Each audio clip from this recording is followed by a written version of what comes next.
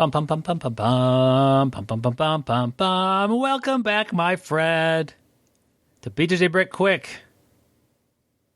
My name is Byron Jabara. Throw the last name in there. Usually I don't say that, but just out of habit, not hiding. This is your quick jiu-jitsu podcast with amazing music, and the content is also present. Judge for yourself. Today, we're talking about a pain journal. Time to start journaling, my friends. It's not as... pain journal sounds kind of cool. Actually, it sounds horrible, I guess. I do this. If I notice that my knee is hurting me, I have a place to put this. And maybe you put an app on your phone. I have an actual little book. I write it in. Like right knee hurt, likely caused by... running on concrete, or likely caused by a bad takedown attempt when I try to double leg. Neck sore, and I won't write things down. You know, if I come home and I'm a little sore, I'm not going to write that down. If I'm sore for a couple of days, maybe I do write that down. If I feel like I might be injured, I'm probably going to write that down. The benefit is you're going to notice patterns. You're like, oh, my lower back hurts. I got folded in half while attempting a triangle choke. Write that down. Next month, my lower back hurts. I got folded in half while attempting a triangle choke. Write that. Hey, I did that last month. Unbelievable. Okay. Get poison ivy from hunting. Okay, is that a cost that I'm willing to pay? And maybe miss some jiu-jitsu because if I want to go hunting. That's in there. My lower back hurts because a certain teammate escaped a pretty brutal way of my triangle choke. It's in there 3 times. You know what? Every time my lower back hurts, and lower back pain is annoying, it's from the same thing.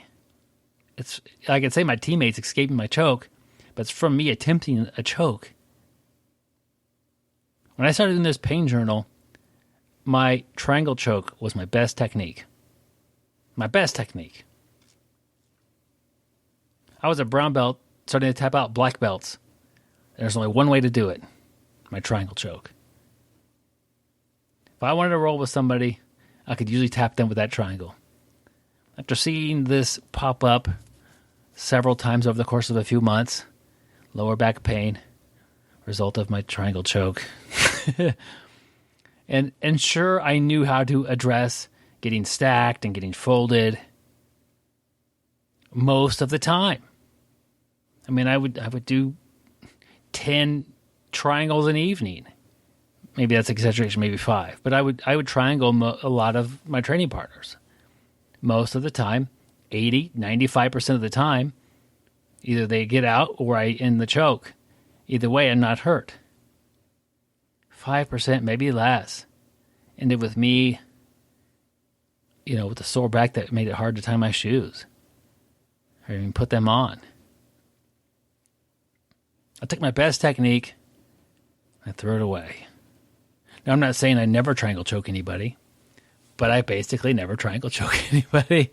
I've started to bring it back a little bit, cautiously. I really enjoy the technique. I really have some things I do that I think are fun with it. But I identified it as a really fun part of my jiu-jitsu that was getting me injured. Maybe you got racked, like pretty bad. You write that down. You know what? It hurt for 2 days. And then 6 months later, you get wrecked again. You go back and look, was it the same one? Or if it was a different side? Not to be too graphic here. Maybe it's swollen. You don't have to necessarily run off to a doctor, but it would be nice to kind of document things on your own. Maybe you make a note of what it was like to cut 5 pounds of weight for a tournament, maybe 10 pounds of weight for a tournament. How you felt grappling after that.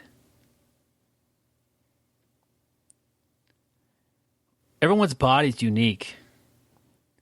And so is everyone's memory. My memory's not that great. I write things down because I know that next time I'm going to wonder if it's the same side that's bothering me. My brother, we're a little bit long here today.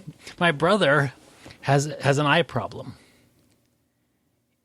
And his eyes bothering him. This was a couple years ago. He goes in. He's got like, I don't even know how to describe it. But they say, okay, we're going to give you this medicine. We're going to treat it. And you should be fine. And so they do that.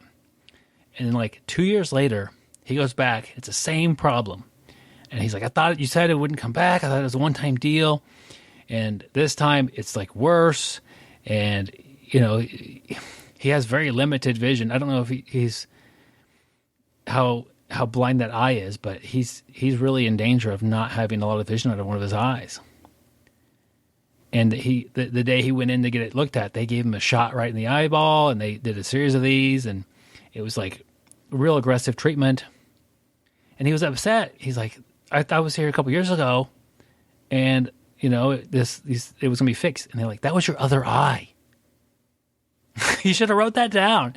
He would have known walking in. This is my other eye. My other eye's been worked on already. So, you know, some of us have, you know, a more visual pain journal because you have a scar on your knee, or, you know, you have surgery on your shoulder or something like that. That's fine. Not really fine. That's really not what we wanted to be doing here. But write down what you did. Write down how, you know, 1 to 10 pain. Make some notes. I think it'll help you stay a little safer on the mats in the future. Well, I hope you stay injury-free today.